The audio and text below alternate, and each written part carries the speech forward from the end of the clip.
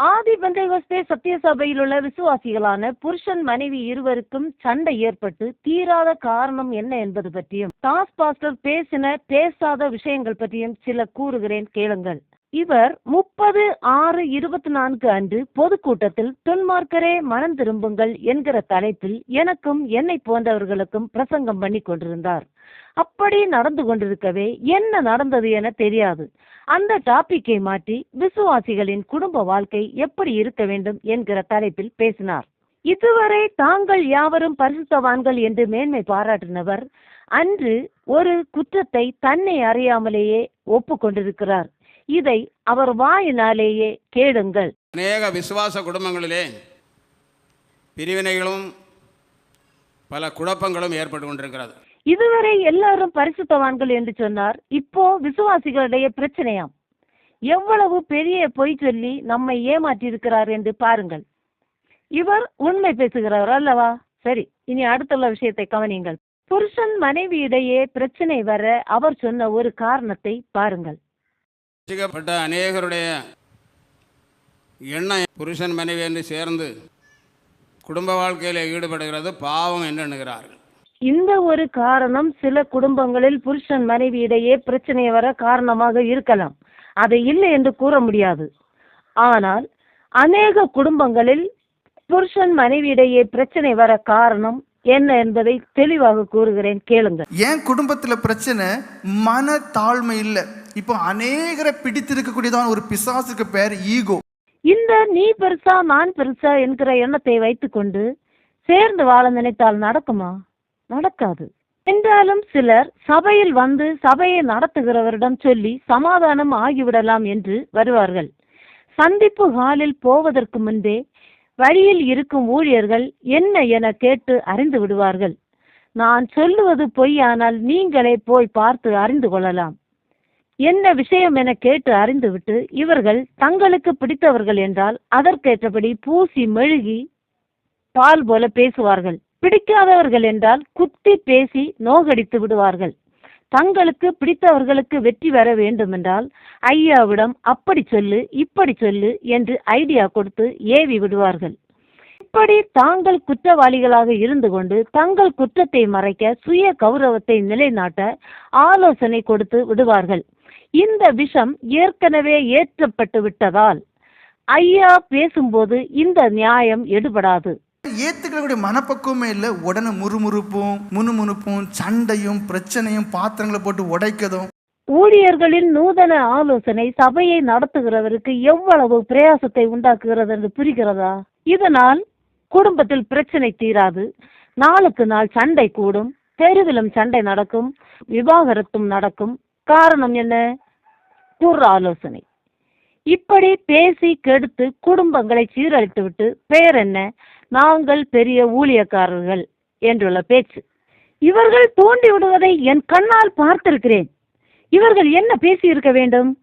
கர்த்தருடைய சபையில் ஐயா மூலம் தரும் தெளிவான உபதேசத்தை கேட்கிற நாம் அதன்படி தாழ்மையோடு பொறுமையோடு வாழ்ந்து காண்பிக்க வேண்டும். விசுவாசிகள் நாம் ஒருவருக்கொருவர் சண்டை பிடித்தால் நம்மை பார்த்து மற்ற ஜனங்கள் இடறுவார்கள். இதனால் நாம் பரலோக ராஜ்யம் போக முடியாது. சபையை நடத்துகிறவருக்கும் பயங்கர கஷ்டத்தை உண்டாக்கும் என்று சொல்லிக் கொடுக்க வேண்டும். அப்படி யார் சொல்லிக் கொடுத்தது? டாஸ் பாஸ்டர் சொல்லிக் கொடுத்தாரா? அவர் நூதன பிரசங்கம் அல்லவா பண்ணி கொண்டிருக்கிறார்? அல்லது அவர் விசேஷமான ஊழியர்கள் என புகழ்கிறவர்கள் சொல்லிக் கொடுத்தார்களா? இல்லை. அநேகருக்குள்ள இருக்கிற சூது தந்திரம் உங்களை ஆண்டவர் ஏற்கனவே வெறுத்துட்டார். இப்படி சூதினாலும் தந்திரத்தினாலும் வெறுக்கப்பட்டவர்களாக இருந்து கொண்டு நானும் மோட்சத்திற்கு பறக்க ரெடியாக இருக்கிறேன் என்று கூறுகிறார்கள். இன்னும் டாஸ் பாஸ்டர் சொன்னதை பாருங்கள். 1 கொரிந்தியர் 7ஆம் அதிகாரம் 29-30 வசனங்களை வாசியுங்கள். மேலும் சகோதரரே, நான் சொல்லுகிறது என்னவெனில், இனிவரும் காலம் குறுகினதானபடியால் மனைவிகள் உள்ளவர்கள் மனைவிகள் இல்லாதவர்கள் போலவும், அழுகிறவர்கள் அழாதவர்கள் போலவும், சந்தோஷப்படுகிறவர்கள் சந்தோஷப்படாதவர்கள் போலவும், கொள்ளுகிறவர்கள் கொள்ளாதவர்கள் போலவும், இவ்வுலகத்தை அனுபவிக்கிறவர்கள் அதை தகாத விதமாய் அனுபவியாதவர்கள் போலவும் இருக்க வேண்டும். இவ்வுலகத்தின் வேஷம் கடந்து போகிறதே என்கிற வசனம் எடுத்து பேசினார். குடும்ப வாழ்க்கையில் ஒருவருக்கொருவர் விருப்பமில்லாமல் உபவாசம் இருப்பது பிரிவினையை ஏற்படுத்தும் என்றால் அவர்களை சேர்த்து வைக்கும்படி பேசி முடித்திருக்க வேண்டும். இந்த மனைவிகள் உள்ளவர்கள் மனைவிகள் இல்லாதவர்கள் போலவும் என்கிற வசனத்தை பேச தேவையில்லை. அப்படி பேசினால் அதற்கு சரியான விளக்கம் சொல்லி இருக்க வேண்டும். அந்த விளக்கம் என்னவென்றும் கூறுகிறேன், கேளுங்கள்.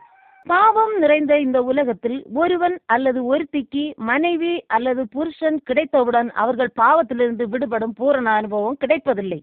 விவாகமானவன் ஒருவன் ஒருத்தி சரியான பூரணமான ரட்சிப்பை அடையும் போது தன் மனைவியிடம் தன் புருஷனிடம் எப்படி பிரச்சனை வராமல் நடந்து கொள்ள வேண்டும் என்கிற தெளிந்த புத்தி இருக்கும்.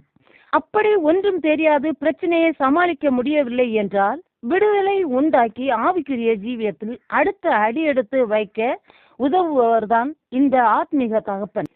அவரிடம் நிலைமையை மறைக்காமல் அறிவித்து ஆலோசனை பெற வேண்டும். அவர் சொல்லும் ஆலோசனையானது யாருக்கும் எந்த பாதிப்பும் இல்லாமல் புத்தியை தெளிவிக்கிறதாக இருக்கும். வேறு யாரிடமாவது போய் கேட்டால் அவர்களுக்கு இருக்கும் கள்ள அனுபவத்தை சொல்லி தந்து குடும்பத்தையும் நாட்டையும் வீட்டையும் கெடுப்பார்கள். இந்த ஈகோ ஒரு நாளும் மாறாது. உள்ளே இருந்து புகைந்து கொண்டே இருக்கும். சந்தர்ப்பம் வரும்போது வெடிக்கும். வெறும் 3 எழுத்து தான், ஈ கோ. ஆனா போகாதது, அது உள்ள இருந்துட்டு கிரியை செய்யிட்டே இருக்கும். நான் சொல்றபடி தான் கேட்கணும். இப்படி கெடுத்தது இனியாவது இப்படி கெடுக்க இடம் கொடுக்காதிருங்கள்.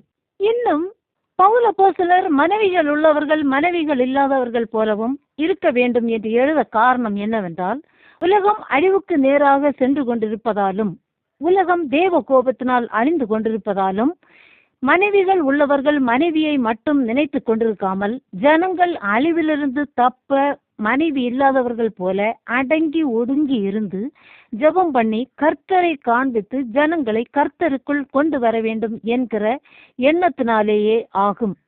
ஒரு இக்கட்டு சம்பவிக்கும் போது பாவத்தை நினைக்க தோன்றுமா? முடியாது. இக்கட்டிலிருந்து தப்ப என்ன வழி என்றே சிந்திப்போம். அப்பொழுது கர்த்தருடைய சபையிலும் வாக்குத்தத்தமான கிரியைகள் பலமாக நடைபெறும். இதுவே காரியத்தின் கடைத்தொகையாகும். எனவே தாஸ் பாஸ்டர் அவர்களே, பேச தெரிந்தால் வசனம் எடுத்து பேசுங்கள். இப்படி உண்மையை பேசினால் ஜனங்கள் உங்களை நல்லவன் என்று சொல்ல மாட்டார்கள் என்ற பயம் உண்டானால் பிரசங்கம் பண்ணாமலேயே இருந்து விடுங்கள். தண்டனை கொஞ்சம் குறையும். இல்லாவிட்டால் அழிவு வரும். கர்த்தர் நம் அனைவரையும் ஆசீர்வதிப்பாராக. ஆமேன்.